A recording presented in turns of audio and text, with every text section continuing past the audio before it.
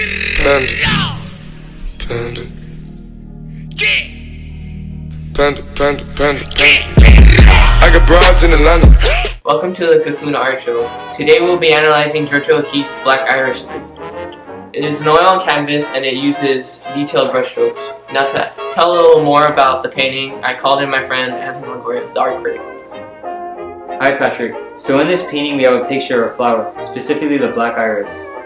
Right off the bat, one of the first things a viewer notices is the color in the painting, specifically the different types of hues. Some of these hues are blacks, whites, and blues, which help to make the painting more intriguing to the viewer. The value of these colors help to give it a three-dimensional form as well. Line is also used with emphasizing lines and de-emphasizing lines, helping to show the shape of the petal. These lines help to give the overall painting of the flower its shape. Now taking a look at some of these principles, balance seems to be one of the most evident. Balance is shown symmetrically down the middle by the shape of the flower. It is also shown asymmetrically balanced horizontally by the color scheme, with lighter colors on the top and darker on the bottom. With this color scheme, gradation is made with the value of these colors, with the painting going from lighter colors to darker colors from the top to the bottom. Finally, a variety of shapes help to give the painting its finishing touches.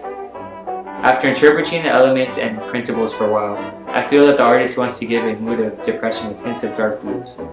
She also wanted to give the idea of life and death with light coming from the top right corner and darkening as it reaches the bottom left. This gives out the feeling that the artist was more focused on the design qualities because it is very appealing to the eye in the way that the artist arranged the elements and principles. Overall, it was successful because she was able to arrange the elements and principles perfectly to give an aesthetically pleasing artwork. So now we know about the art critic side of the painting, let's look more at the factual, the art historian part. To do this, I called in my friend Raimundo Munoz. Alright Patrick, thank you for inviting me to your show. Again, like you said, this painting by Georgia O'Keeffe is called Black Iris 3.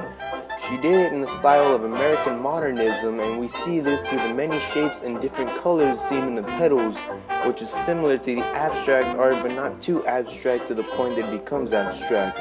This was a whole style of American modernism. She was influenced by her surroundings in the fact that she was always interested in flowers, and she loved the black iris, which is the topic of this painting. And she only saw this flower for 2 weeks of the year in flower shops around New York. This painting would have to be an important one because it was done in a time of male dominance and introduced a new feministic style of art. And aside from that, she as an artist was part of other female artists that encouraged other women to become artists in this time, which would lead to the amount of female artists we have today. Okay guys, thanks for watching, hope you enjoyed it, and tune in next week for our next video.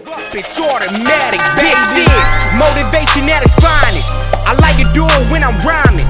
When things getting hard and it's getting tough, you could always use this as a pick-me-up. I was made to inspire the youth, yup, and you know that that is the truth.